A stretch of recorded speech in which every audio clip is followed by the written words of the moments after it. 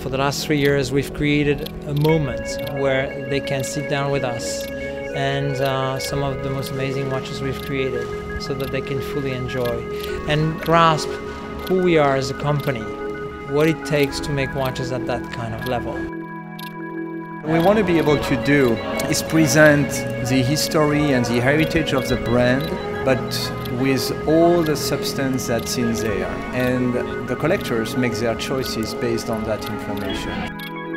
There's also sort of an enhanced understanding and appreciation of some of the smaller brands, some of the smaller manufacturers, and some of the smaller and lesser known movements. As the collector market expands for both vintage and new pieces, there are a number of new pieces that really appeal to a larger segment that aren't necessarily driven by brand name.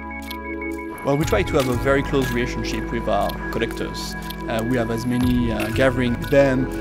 We try to exchange as much as possible, and we are always interested in their feedback as well.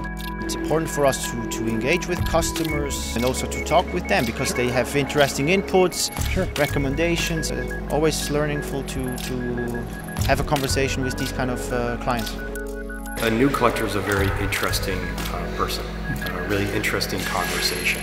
So the first part of it is, what are you collecting and why you're collecting it? So when you're curating something, probably maybe one of the first steps is to say, how do I want that collection to look? Yeah? And for most people it takes time. It takes time to put together that type of thought and to put together that type of collection. And so it's not something that is done overnight. So what we try to do is we try to be a good sparring partner for them, a good counselor for them about how to curate a good collection. For me, it's more important to meet the people and the fellow collectors, and as a journalist to meet people and find out what they're thinking about, what they're collecting, what interests them, and checking out their risks.